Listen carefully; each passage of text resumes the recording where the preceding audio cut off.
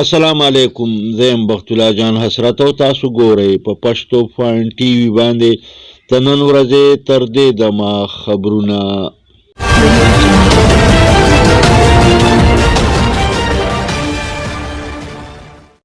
د ټولو اول سر خبرونه.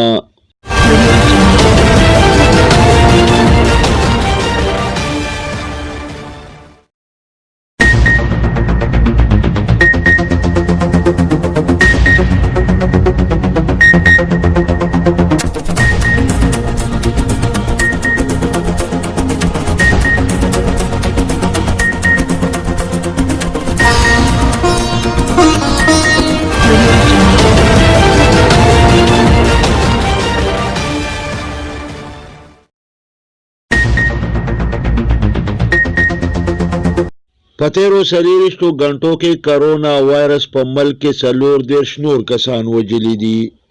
بل طرف ته وفاقي حکومت د 26 نومبر نه د تعلیمي ادارو د بندولو په باقاعده توګه باندې اعلان وکړ. د امریکې یو دواسازي کمپنۍ د کرونا وایرس د ویکسینو خوراکي قیمت اعلان کړ.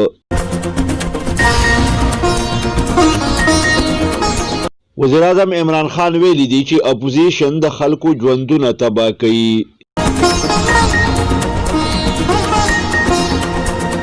د خیبر پښتونخوا وزیر اعلی محمود خان ته د نلخار سپورټس کمپلیکس په حواله باندې بریفینګ ورکړی شو.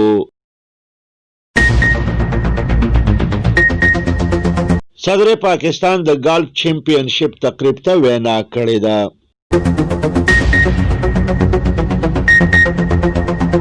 صوبایي وزیر صحت د کرونا وایرس په حواله باندې د اجلاس صدارت وکړ.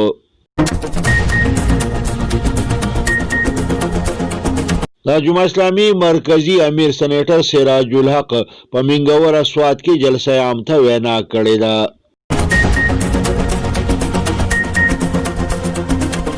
په کراچۍ کې د هسپتال د مخې نه د 2 میاشتو ماشومه اغوا کړې شوه.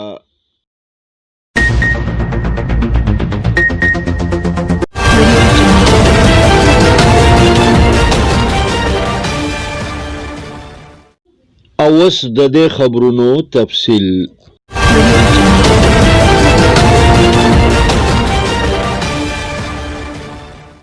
په تیرو 24 غنټو کې په ملک کې کرونا وایرس 40 کسان نور وژلي دي. دغه رنګې په ملک کې په تیرو 24 غنټو کې د کرونا وایرس 2955 نوي مریضان ریکارډ شوي دي. دې سره په ملک کې د کرونا وایرس د ټولو مریضانو شمیره 3,04,911 ته رسیدلې ده. دغه رنګې دې سره په ملک کې د کرونا وایرس له کبله د ټولو مړو شمیره 4,400 شوه. په تیرو 24 غنټو کې د کرونا وایرس 14,911 ټسټونه شوي دي. بل اړخ ته وفاقي حکومت د کرونا وایرس له کبله د تعلیمي ادارو د 26 نومبر نه د بندولو اعلان کړی دی. دا اعلان وفاقي وزیر تعلیم شفقت محمود په یو پریس کانفرنس کې کړی دی.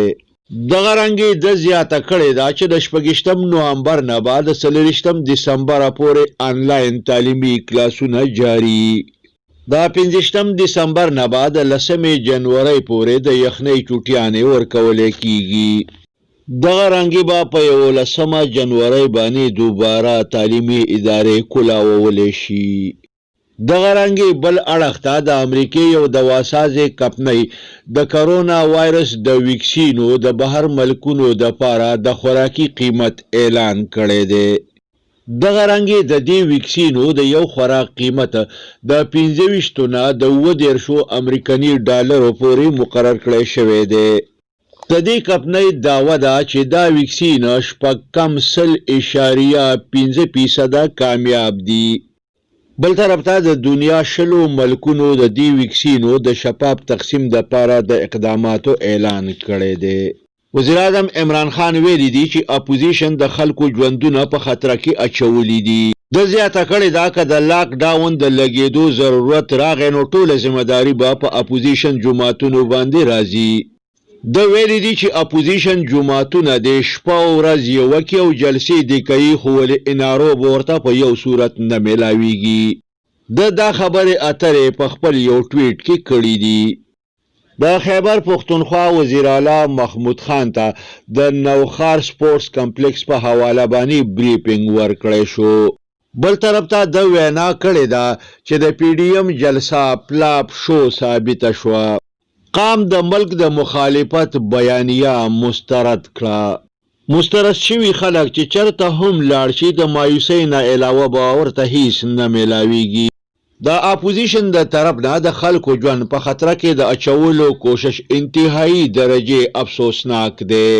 صدر پاکستان عارف علوی د درېکم 50مه قومي ګالف چمپینشپ د انعاماتو د تقسیم تقریب ته وینا کړې ده.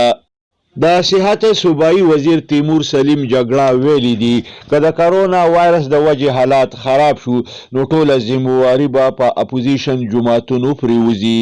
د زیاته کړې ده چې اپوزیشن جماعتونه د خلکو د گمراه کولو کوشش کوي. د زیاته کړه چې اپوزیشن جماعتونو به اول د سخت لاک ډاون مطالبه کوله او اوس جلسې کوي. د اپوزیشن جماعتونو په بیانیه کې واضح تضاد په نظر راځي. جمعه اسلامي مرکزی امیر سینیټر سراج الحق د سوات د منګورې په ګراسي ګراوند کې یو لوی جلسه عام ته وینا کړې ده. د ویلي دي چې د تحریک انصاف او پی ډی ایم پالیسیانې یو شانتي دي. پی ډی ایم د عوامو د پاره نه د یو څو خاندانونو د سیاست د ژوندي ساتلو د پاره تحریک چلی.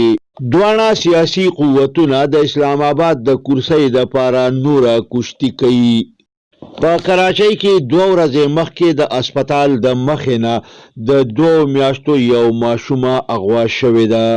وایي چې په دې لړکې په باقاعده توګه باندې اف آی آر درج کړی شوی دی خو ولې پولیس تر اوسه پورې دا ماشومه نه ده پیدا کړې.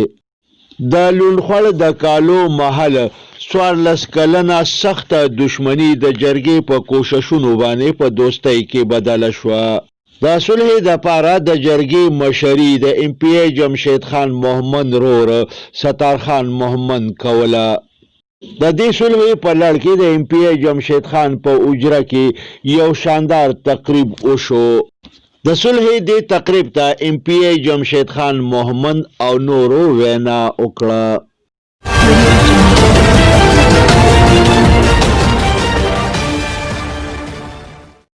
دې سره د نن ورځې خبرونه پای ته رسي. ښاد او آباد اوسئ. د لوی الله په امان.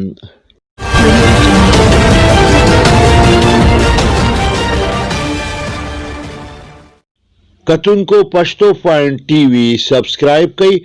د ټلۍ په بټنه ګوته کېږدئ او دغه رنګې دا خبرونه کتل د خپل ژوند معمول وګرځوئ.